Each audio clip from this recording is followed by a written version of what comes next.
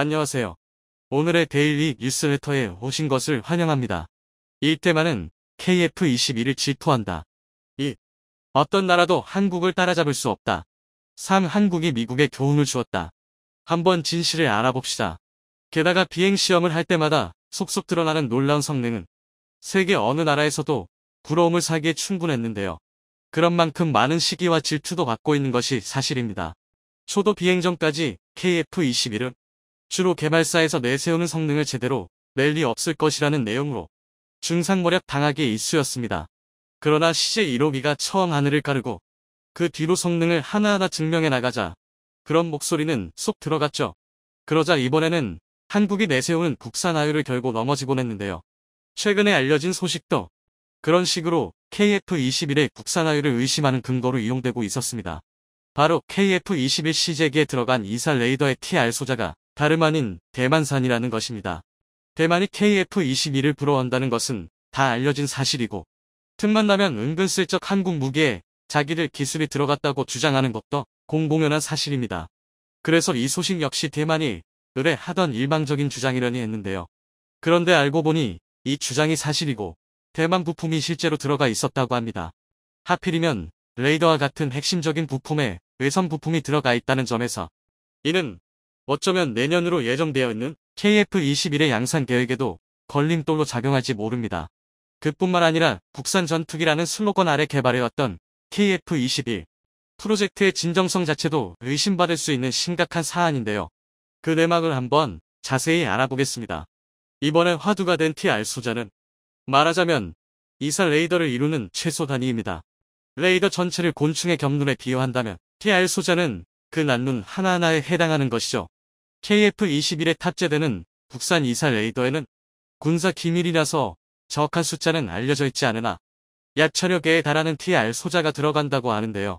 각각의 TR 소자가 순간적으로 특정 방향을 향한 전파, 빔을 모아서 쏘고 그 다음 순간에 재빠르게 그 방향을 무작위로 바꾸는 것이 이사 레이더의 기본적인 원리입니다.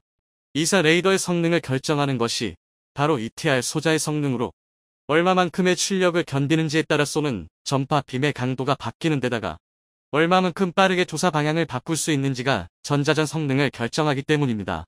한국이 개발한 이사 레이더의 TR 소자는 최신의 기술 수준에 맞춰 질화 관륨가엔으로 만들어져 있는데요. 1세대 이사 레이더가 이용하던 질화 비소 가해즈 대비 내열 성능과 고속 동작 성능이 모두 뛰어나 차원이 다른 성능을 보여주죠. 그런데 이번에 제기된 의혹은 현재 시험 비행을 치르고 있는 KF21 시기들이 대만선 TR 소자를 탑재한 이사 레이더를 달고 있다는 것입니다. KF21용 이사 레이더는 LIG 넥스1의 탐색 개발 이후 하나 시스템의 체계 개발로 완성되었습니다. 2016년 4월 하나가 본격적인 체계 개발에 들어간 뒤 레드와 국방과학연구소는 2020년 8월 7일 그 시제품을 공개했죠.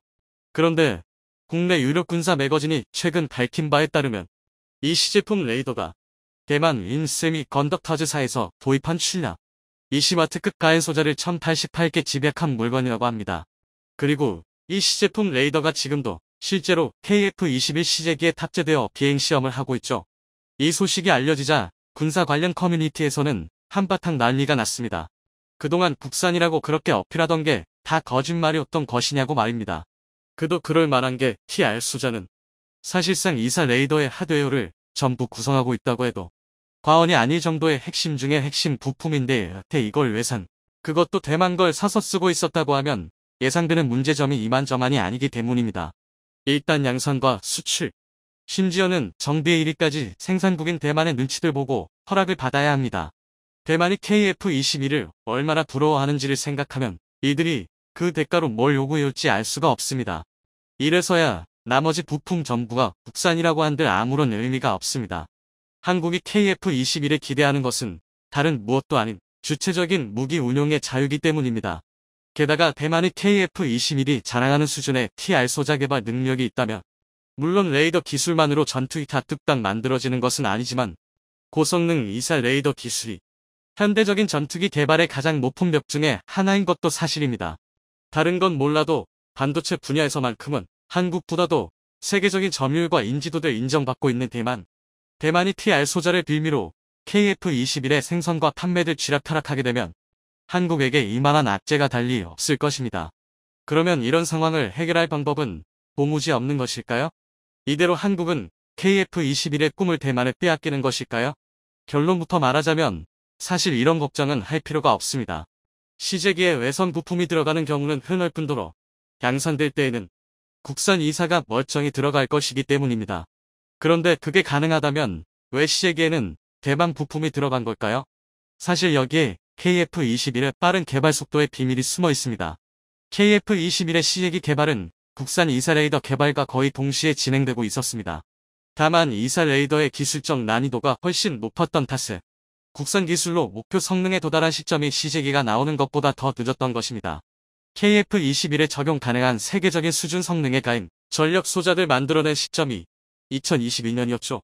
그 전까지 KF-21 시리들은 개발 실패와 같은 만약의 사태에 대비하기 위해서 목표 수준에 해당하는 성능을 내는 것이 가능한 대만산 소자를 구매해서 테스트용 레이더들 따로 만들어뒀던 것입니다. 물론 국산 이사 레이더는 순조롭게 개발되었고 현재 양산 물량에 대응할 수 있는 파운드리 위탁 생산 업체도 국내에서 확보해둔 상태입니다. 현재 국내에서 가임 파운드리 서비스를 제공하는 유일한 기업 에이디스죠. 이 기업은 이미 한국군과 공급 계약을 맺고 있는데요. 충남급 후위함의 통합 마스트에 들어가는 소자와 LSM 요격 체계의 다기능 S밴드 레이더에 들어가는 소자들 이곳에서 공급하고 있습니다. 2019년 0.3M에서 시작해 현재 공급 중인 소자는 0.3 마이크로미터 수준인데요. 올해 하반기엔 0.2 마이크로미터로 더욱 집적도를 높여서 KF-21 이사 레이더에 적합한 수준이 될 예정이라고 하죠. 내년 양산 시작에 맞춰 여유롭게 준비가 되고 있는 것입니다. 지금도 업계 선두그룹에 그렇게 밀려나지 않지만 2025년에는 0.12 마이크로미터로 집적도를 더욱 올린다고 하는데 이 정도가 되면 세계 최고 수준의 집적도를 확보하게 됩니다. 안정적인 양산은 물론 추후 성능 향상의 가능성도 열려 있다는 것입니다. 오히려 첩기 능력이 없고 파운드리 위탁 생산만 하는 인세미 건덕터즈에 비해 기술력이 뛰어난 세미니 한국이 대만 부품을 더 쓸 이유가 없죠. 이렇게 KF-21이 개발 단계에서부터 루머에 휩쓸리고 있는 것은 어쩌면 개발이 잘 되고 있다는 증거라고도 할 수 있을 것입니다. KF-21로 전력을 증강하는 한국이 부럽고 또 한편으로는 두려워서 일부러 흠을 잡는다는 거죠. 보통 시제기 단계에서는 개발 기간을 줄이기 위해 외산 부품을 적극 활용하는 것이 서방 무기 체계에서는 흔한 일이었고 국산화율은 양산이 시작되면 평가하는 내용이었습니다. 시제기 단계에서 쓰인 외산 부품을 두고 억지로 흠을 잡는다는 것은 바꿔 말하면 달리 흠잡을 만한 단점이 없다는 이야기라고도 할 수 있죠. KF-21의 가장 큰 호적수로 꼽히는 프랑스의 라팔도 시제기 단계에서는 미국산 레이더 소자를 활용했고 양산되어 팔리고 있는 지금에 와서 라팔을 두고 프랑스산이 아니라고 말하는 사람은 없습니다. KF-21은 유난히도 이런 비슷한 논란을 자주 겪고 있는데요. 이번 대만산 소자도 그렇고 얼마 전에는 시제기에만 적용된 튀르키예산 데이터 링크 부품이 논란이 된 적도 있었죠. 물론 레이더 소자와 마찬가지로 이 부품 역시 양산에 대비한 국산 부품이 이미 다 마련되어 있었고 논란은 빠르게 종식되었습니다. 이사 레이더의 성능 평가 시설을 이스라엘에서 빌렸었다는 이유만으로 레이더가 이스라엘산으로 둔갑하기도 했었는데요.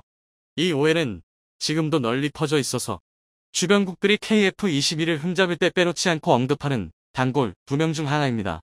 이런 루머들이 잠시나마 빠르게 퍼져나가는 것은 어떻게 보면 이런 주장에 설득력이 있어 보이기 때문이라고도 할 수 있을 텐데요. 그만큼 다른 나라들이 보기에 KF-21의 개발 속도는 경이로운 수준이기 때문입니다. 자기들이 모자라서 한국만큼의 속도를 낼 수가 없다고 순순히 인정하느니 한국이 기술을 베꼈다는 식으로 누명을 씌우는 것이죠. 실제로 이런 루머들이 나오는 대만과 튀르키예는 대놓고 KF-21을 질투하고 있는 나라들입니다. 대만은 누구보다도 KF-21 같은 전력이 필요하지만 이젠 그럴 개발 능력을 완전히 잃어버렸고 튀르키예는 TFX 프로젝트로 KF-21을 넘어서겠다고 죽어라 애쓰고 있지만 누구도 성공할 것이라고는 생각하지 않죠. 한국이 이들과 다른 점은 사실 그렇게 많지도 않습니다. 그저 묵묵하고 꾸준하게 노력해왔다는 점만이 다르죠. 대만처럼 도중에 자포자기하고 당대국에 의존하지도 튀르키예처럼 앞뒤 가리지 않고 성급하게 굴지도 않습니다. 그저 한 계단 한 계단 묶인 실타래를 일일이 풀고 가로막는 벽을 하나하나 넘어가면서 오른 고지가 지금의 KF-21입니다. 이런 끈기의 차이를 받아들이지 못하고 그저 중상모량만 해서는 이들은 세월이 얼마나 지나도 한국을 따라잡지 못할 것입니다. 이제 속도는 대한민국을 상징하는 브랜드가 되어버렸습니다. 심지어 미국마저 한 수배워갈 정도인데요. 대한민국 특유의 빨리빨리 문화, 정확성, 그리고 이들 바탕으로 한극한의 효율은 625전쟁 휴전 이후 고작 70년 만에 그 무리가 내로라하는 초강대국들과 어깨를 나란히 할 수 있었던 원동력입니다. 그리고 이 덕에 영영 불가능할 것만 같았던 미국과의 기술력 격차를 극한까지 단축할 수 있었는데요. 특히 전투기 생산 분야에 있어서는 오히려 미국을 뛰어넘어 전 세계 최선들을 달리고 있습니다. 그래서 준비했습니다. 오늘은 KF-21과 FA-50에 적용된 유일무이한 대한민국의 놀라운 기술력에 대해 알려드리겠습니다. KF-210I 나로리까지 22년, 그 과정은 절대 순탄치 않았습니다. 특히 그 중에서도 가장 힘들었던 건 대한민국의 독자 기술력에 대한 불신과 그로 인한 수많은 반대 의견이었습니다. 당장 지난 2022년 KF-21이 초보 비행에 성공하기 직전에도 독자 개발을 멈추고 외국 전투기 수입에 역량을 집중해야 한다는 보도가 나올 정도였습니다. 하지만 겨우 반년도 채 지나지 않아 KF-21에 대한 세간의 모든 비난은 마치 언제 그랬냐는 듯 자취를 감춰버렸는데요. 오직 압도적인 성능만으로 부정을 긍정으로 바꿔버린 것입니다. 더군다나 KF-21은 음속 돌파, 이사 레이더 비행 테스트부터 무장 분리 시험까지 모든 지표가 예상 밖의 안정성을 보이면서 조기 양산이라는 말도 안 되는 일에 도전 중입니다. KF-21이 대한민국의 기술력으로 만든 첫 번째 전투기라는 걸 생각하면 도저히 믿지 못할 만큼 높은 완성도인데요. 이는 전 세계 어떤 전투기 개발 사례에서도 찾을 수 없는 일입니다. 일례로 미국의 태평양 함대에 도전하기 위해 엄청난 자금과 인력을 때려 부으며 개발한 중국의 J-15는 시험 비행 단계에서부터 엔진과 비행 제어 시스템에서 온갖 오류를 일으키며 아예 양산 계획 자체가 엎어졌던 전적이 있었습니다. 이를 중국 정부에서 무리하게 밀어붙이며 부활시켰지만 지금도 전문가들은 극역 미달의 전투기로 J-15를 평가하고 있는데요. 비단 중국의 사례뿐만이 아닙니다. 영국과 독일을 주축으로 유럽 국가들이 공동으로 개발한 유로파이터 타이푼 또한 시험 비행 단계에서 항전 시스템의 이상, 전자전, 장비 작동 불능 등이 발생하면서 지금까지도 온갖 문제점을 떠안은 채 간신히 운영되고 있습니다. 이처럼 나름의 기술 강국의 전투기 개발에는 일가견이 있다 장담하던 나라들조차도 온갖 결함과 문제로 개발 기간이 몇 가락처럼 늘어났던 것과 비교하면 대한민국의 KF-21은 기적이라는 말도 아까운데요. 심지어 KF-21의 조기 양산 소식이 전해지자 이를 접한 대다수 군사 전문가들은 지금 대한민국의 전투기 생산 속도를 고려하면 실전 배치 완료 일정까지 훨씬 앞당길 수 있을 것이라 분석하고 있습니다. 다시 말해 2024년부터 2032년까지 KF-21 블록 1, 비콕2 120대를 실전 배치하겠다는 계획 자체기 온갖 변수까지 모두 포함한 기간이라는 것입니다. 실상은 훨씬 빨리 120대 실전 배치를 완료할 가능성이 대단히 높은데요. 이게 왜 대단한 일인지는 대한민국이 현재 생산 중인 전투기의 숫자를 보면 단번에 알 수 있습니다. 현재 대한민국은 지난 2022년 폴란드와 계약한 FA-50 48대를 필두로 지난 2월 말레이시아와 계약한 FA-50 18대 등 총 66대 플러스 알파의 전투기를 생산 중인데요. 더군다나 말레이시아는 동일 기종 18대 추가 도입을 검토 중입니다. 즉 2032년까지 우리 공군에 전달할 KF-21 120대 물량까지 포함하면 KF-21 블럭 2 개발 완료 이후 약 5년의 기간 동안 최소 200대에 달하는 전투기를 생산해야 한다는 얘기입니다. 평균적으로 1년에 대략 30에서 40대의 전투기를 생산해야 하는 셈인데요. 이쯤이면 사실상 웬만한 나라의 전시상태 생산 물량과 맞먹을 정도입니다. 단적인 예로 유럽에서 가장 진보된 전투기라고 평가받는 라팔과 미라주의 개발국가 프랑스의 전투기 생산 능력은 연간 20기에서 많아야 30기에 불과합니다. 심지어 앞서 말한 유로파이터 타이푼은 이름만 대면 고개를 끄덕일 기술 강국 영국, 독일, 그리고 이탈리아와 에스파냐가 힘을 모아 개발함에도 양산 일정에 맞추지 못해 지난 2018년 생산 중단 위기에 빠지기도 했는데요. 반면 대한민국의 카이는 지난 2022년 기준으로도 연간 60대 이상의 전투기를 생산할 수 있을 것이라 내다보고 있습니다. 지금 현 상태로도 최소 물량의 2배쯤은 거뜬히 소화할 수 있다는 건데요. 극단적으로 비교하면 대한민국 하나가 유럽 3개국의 물량을 동시에 감당할 수 있는 것입니다. 여기서 끝이 아닙니다. 대한민국의 전투기 생산 능력은 전 세계에서 가장 많은 군용기를 운용하는 국가이자 전 세계 항공기 시장의 35%를 차지하고 있는 미국과 비교해도 절대 뒤떨어지지 않습니다. 실제로 미래 시장 정보 분석 기업인 포캐스트 인터내셔널은 2031년까지 총 3,855대의 전투기가 생산될 것이며 이 중 미국의 비중은 48%, 대수로 환산하면 1,800대에 달하는 전투기를 생산하리라 예측했는데요. 이를 통해 추정할 수 있는 미국의 연간 전투기 생산 능력은 평균 150대 수준입니다. 대한민국과 비교하면 2.5배 차이인데요. 얼핏 상당한 차이처럼 느껴지만 미국의 세계 3대 전투기 제조사가 죄다 몰려있다는 걸 생각하면 큰 차이도 아닙니다. 각 방산업체의 규모적인 측면에서 봤을 때 대한민국의 군용기 생산을 전부 담당하고 있는 카이의 연간 생산 능력이 로키드 마틴, 보잉, 노스럽 그루먼의 생산 능력을 이미 추월한 상태입니다.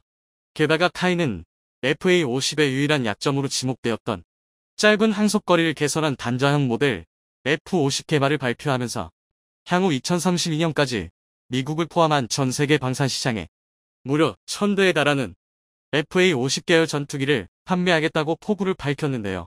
전 세계에서 전투기 기술의 정점은 아직까지 미국이 분명하지만 적어도 생산 속도만큼은 대한민국이 독보적인 자리를 차지하고 있습니다. 그리고 최소 반세기는 먼저 전투기 개발에 뛰어들었던 다른 나라들을 대한민국이 앞지를 수 있었던 건 고정관념을 깨트리는 도전이 있었기 때문입니다. 바로 불가능이라 여겨졌던 자동화 시스템을 도입한 건데요. 흔히들 전투기를 세상에서 가장 비싼 수제품이라고 얘기합니다.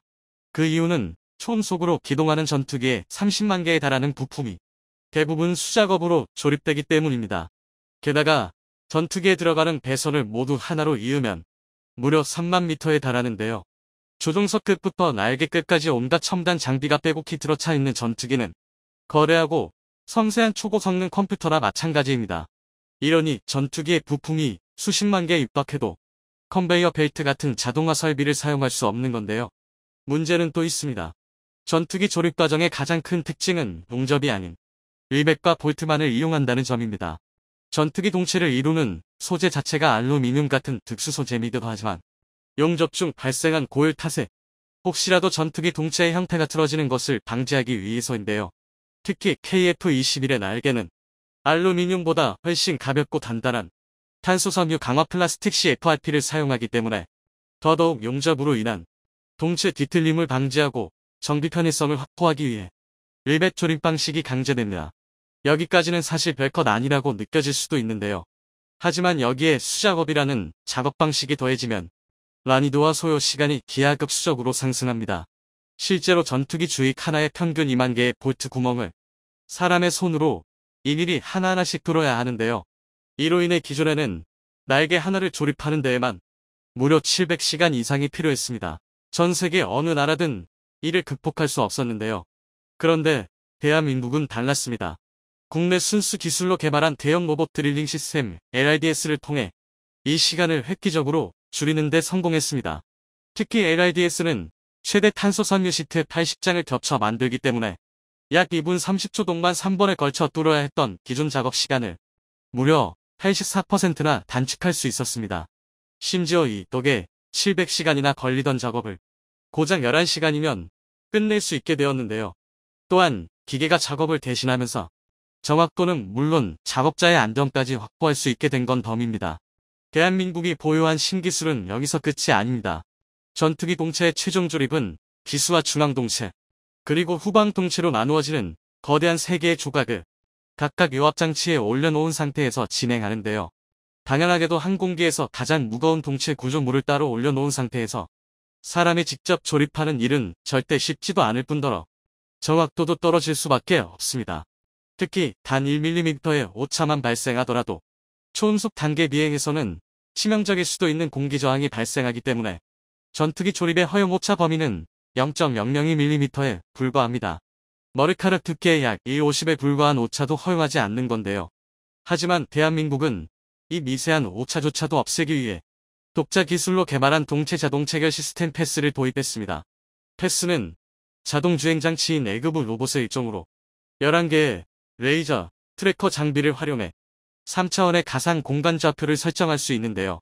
이 덕분에 패스에 장착된 유압 실린더 위에 동체들 올려 조립을 진행하면 기존에는 11일이 걸리던 합체 작업이 불과 2월로 단축될 뿐만 아니라 사람과는 비교할 수 없을 정도로 매우 정교한 조립이 가능합니다. 그야말로 생산 과정부터 결과물인 KF21까지 현존하는 가장 첨단의 기술들이 적용되는 셈인데요. 그런데 여기서 정말 충격적인 건 카이가 패스와 같은 자동화 장비를 도입한 게 KF21 시액이 조립이 최초가 아니라는 것입니다. 카이는 이미 T50과 수륜, 그리고 FA50의 생산 단계에서부터 이미 레이저 계측과 레이더를 통해 물체를 감지하는 RDS, 정밀 유압잭 시스템 같은 자동화 장비를 하나씩 단계적으로 적용하면서 공정의 현대화를 추구해왔는데요. 즉 지난 22년 동안 쌓아올린 노하우와 기술력, 그리고 주변의 반대에도 물러서지 않았던 약 200여 개의 업체와 약 10여 개의 연구소가 존재했던 덕분에 미국조차 추월한 세계 최고 수준의 전투기 생산 능력을 갖추게 된 것입니다. 이를 단지 기적이라는 한 벤틀터로 치부해버리기에는 그간 우리 연구진들이 흘린 땀방울이 아까운데요. 군사 기술에는 절대 퀀텀 점프가 존재할 수 없습니다. KF-21을 비롯한 대한민국의 급격한 성장을 보고 많은 이들이 미국 같은 선두주자가 잘 이끌어 주었기에 가능했다거나 혹은 단순히 운이 좋았다고 말합니다. 대한민국이 자주 국방을 위해 어떤 노력을 해왔는지 모르기에 할 수 있는 말인데요. 상식의 틀을 깨트리기 위해선 그만큼 막대한 노력이 필요할 뿐입니다. 마침내 세계를 무대로 날아오르기 시작한 KF-21과 대한민국 연구진들의 노력이 반드시 보상받길 바라겠습니다. 이상거리 튜브였습니다. 미래 패권을 좌우하는 자원쟁탈 전쟁에서 승리하기 위해 중국의 만행을 똑같이 따라하며 한국에게 압박을 가하려던 인도네시아의 계획이 처참하게 무너졌다고 합니다. 인도네시아의 풍부한 천연자원을 무기로 삼아 한국을 협박하고 나서려고 했던 것인데요. 그러나 한국은 인도네시아의 검은 속셈을 미리 알아차리고 압박을 손쉽게 벗어났다고 합니다. 예상을 벗어난 한국의 태도에 오히려 인도네시아가 당황했다고 하는데 인도네시아가 저지르려고 했던 일이 무엇이며 한국이 어떻게 위기를 극복해낼 수 있었는지 지금부터 자세하게 설명해 드리겠습니다. 심상치 않은 미중 대결 속에 작은 계기 하나만 있어도 전쟁이 날 것 같은 분위기에서 중국은 전력을 가다듬고 전쟁을 준비하는 모습을 보이고 있습니다. SCMP에 따르면 스톡홀름 국제평화연구소는 보고서를 통해 2018년부터 2022년 중국의 무기 수출 규모가 직전 5년에 비해 23%가 줄었다는 사실을 지적했습니다. 2013에서 2017년 사이 무기 수출은 국가 전략 사업으로 삼고 적극적으로 세일즈를 펼쳤던 것과 다른 모습이라 할 수 있습니다. 점유율 역시 직전 5년 대비 1.1%나 떨어진 사실을 알 수 있죠. 전쟁을 대비해 자국 무기 수출을 줄여 전력을 확보하고 향후 전쟁에서 자국 무기 정보가 외국에 흘러가지 않도록 단속을 한 것이라 해석할 수 있는 행동입니다. 미국도 중국의 행보에 촉각을 곤두세우고 군사 동향을 보는 한편 중국은 최후의 수단까지 동원하며 미국의 압박에서 벗어나려 하고 있습니다. 이제까지 손을 대지 않았던 히토류에 손을 뻗은 것인데요. 중국 정부는 히토류, 자석 공동망 통제를 위해 제조 기술 수출 금지를 추진했습니다. 달 탄소화 흐름 속에서 동력의 전기화가 진행되는 가운데 가장 중요한 히토류 자석을 중국이 독점 혹은 통제하겠다는 뜻이죠. 작년 12월 산업기술의 수출 규제 품목을 담은 중국 수출 규제 및 제한 기술 목록 개정안에는 다량의 히토류 제품 및 기술이 그 목록에 올라왔습니다. 네오디뮴을 비롯해 사마륨, 코발트 등 중요 금속 기술에 대한 제재가 시행되었습니다. 그 중에서도 네오디뮴 자석의 경우 중국이 84%를 차지하고 있어 중국에 도움이 없다면 생산은 물론 개발도 불가능한 상황이죠. 전기차의 주요 재료로 사용되는 히토류 자석은 물론이고 각종 자원까지 중국이 통제하려는 움직임을 보이자 전 세계, 특히 한국은 큰 타격을 입게 될 수밖에 없는데요. 차세대 미래 먹거리로 전기차를 생산 중인 주요 대기업에게는 날벼락 같은 일이라고 할 수 있습니다. 이를 내다본 한국 기업은 탈중국을 선언하며 중국에 의지하는 것이 아닌 다른 국가의 자원을 수입하는 데 힘을 쏟고 있는데요. 칠레나 미국 등 히토류 광산을 보유한 기업들과 제휴를 하는가 하면 다른 국가와 공조해 기술 교류를 진행, 전기차 사업에서 중국에게 밀리지 않게 대비하는 모습을 보여주고 있습니다. 문제는 그렇다고 해서 쉽게 중국 의존도를 낮출 수 있는 상황이 아니라는 것인데요. 중국 의존도를 쉽게 낮출 수 없기에 과도기 상황에서는 중국에게 아쉬운 소리를 들으면서도 자원을 수입해야 하는 상황입니다. 이런 중국의 모습을 본 다른 국가들 역시 중국에서 자원을 관리하는 것처럼 자국 역시 자원을 관리해야 한다고 생각하기 시작했습니다. 그리고 중국의 사례를 가장 먼저 벤치마킹하고 나선 곳이 바로 인도네시아였습니다. 인도네시아 역시 잘하면 중국과 비슷하게 자원의 이 점을 무기로 사용하고 다른 국가를 향해 감지를 할 수 있겠다고 생각하게 된 것인데요. 인도네시아는 현대 첨단 산업을 위한 여러 주요 희귀 광물을 보유하고 있는 국가입니다. 현재 전기차와 함께 수요가 폭증하고 있는 니켈의 세계 최대 매장량 보유국이자 주요 수출 국가인데요. 전 세계 니켈 생산량의 35%를 인도네시아가 차지하고 있을 정도이죠. 니켈뿐만 아니라 보크사이트, 코발트 등 다른 광물들 역시 인도네시아에 매장되어 있어 많은 국가들이 인도네시아와의 협력을 바라고 있죠. 특히 중국과의 협력을 차단하고 압박을 가하고 있는 미국이 인도네시아에 대한 제한은 두지 않고 있기에 중국을 대신할 국가로 인도네시아가 부상하고 있는 상황입니다. 인도네시아 역시 이 점을 잘 알고 있기에 중국과 비슷한 짓을 저지르고 나섰습니다. 바로 천연자원 동제를 통해 인위적으로 가격 조정을 하기 시작한 것이죠. 가장 대표적인 행동이 천연자원 수출 금지입니다. 천연자원, 특히 광물자원이 미래에 엄청나게 중요하다는 것을 이유로 인도네시아는 원자재 수출을 금지하기에 이릅니다. 자국 산업보호라는 명목으로 해외 수출기를 막고 가격을 올리려는 것이죠. 석탄과 니켈 수출을 금지해 전 세계적인 쇼크를 불러일으켰던 것처럼 이번에는 보크사이트를 다가오는 6월부터 수출 금지하는 결정을 내렸습니다. 보크사이트 V 주석 수출 금지에 대해 어디까지나 인도네시아 산업 육성이라는 이유를 들었습니다. 작년 탄소 기반 에너지 파동이 일어났을 때 인도네시아는 석탄 수출을 금지하는 결정을 내려 에너지 대란을 촉발한 적이 있습니다. 인도네시아에서 석탄을 다량 수입하던 일본은 대사가 직접 대통령을 접견, 석탄 금지 명령을 해제해달라 요청할 정도였죠. 이번 보크사이트 금지는 석탄보다 더 치명적인 상황입니다. 전기차와 항공기의 주요 재료로 사용되는 알루미늄의 원료가 바로 보크사이트이기 때문인데요. 알루미늄 생산에 있어 보크사이트가 지속적으로 필요하기 때문에 만약 인도네시아가 보크사이트 수출을 금지할 경우 전 세계 보크사이트 가격 상승은 피할 수 없는 일입니다. 당연히 알루미늄 기반 기술을 이용해 전기차 사업을 이끌어가고 있던 한국 기업들은 원자재 쇼크를 겪을 수밖에 없는 상황입니다. 전기차의 경우 전기차 배터리가 핵심이다. 배터리가 빨리 닳지 않고 장시간 움직일 수 있을수록 전기차 시장에서 경쟁력이 생긴다고 할 수 있는데요. 리튬이온 배터리의 사용 시간을 결정짓는 것 중 하나가 바로 무게입니다. 차체의 무게가 무거울수록 전기차를 움직이기 위한 에너지가 많이 필요하고 이에 따라 차체가 가벼우면 가벼울수록 오래 운전이 가능하기에 전기차 업체에서는 가벼우면서 튼튼한 재료에 대한 고민을 하고 있죠. 기존에 쓰던 재료 대신 전기차 주요 재료로 사용할 만한 재료로 최근 알루미늄이 활발하게 연구되고 있습니다. 알루미늄은 기존 철강보다 20에서 30%나 가벼우면서도 튼튼하게 차세대 전기차의 주요 재료로 주목받고 있는데요. 전기차를 연구하는 현대차도 이 점을 잘 알고 있기에 알루미늄 확보에 열을 올리고 있었습니다. 인도네시아 광물 기업인 아다루미메탈과 손을 잡으며 미리 알루미늄 공급처를 확보했는데요. 이를 본 인도네시아 정부에서 한국을 압박할 수 있는 카드라고 생각한 것 같습니다. 그래서 보크사이트 수출 금지 명령을 내리면서 자원 압박에 나섰습니다. 가뜩이나 원자재에 대한 고민을 하고 있던 한국 기업 입장에서 인도네시아의 태클은 참기 어려운 일이라 할 수 있는데요. 그런데 막상 뚜껑을 열어보니 인도네시아의 금지 명령에 대해 한국 기업들은 태연한 반응을 보이고 있습니다. 오히려 보크사이트 금지 명령에 대해 미리 예상이라도 한 듯 아무렇지 않은 모습을 보였죠. 인도네시아 정부의 예상과 다르게 한국 기업들이 태연한 이유는 바로 보크사이트를 이용해 알루미늄을 생산하는 것보다 알루미늄 재활용을 통해 필요한 알루미늄을 생산할 수 있기 때문입니다. 다시 말해 기존 알루미늄만 재활용하는 걸로 충분하다는 의미인데요. 이런 일이 가능한 것은 바로 한국에 위치한 노벨리스라는 기업 덕분입니다. 세계 최대 알루미늄 압연 및 가공업체인 노벨리스는 한국에 거점을 두고 알루미늄 재활용 사업을 벌이고 있는데요. 재활용 원료 사용률이 57%에 달할 정도로 효율적인 자원 활용을 보여주고 있습니다.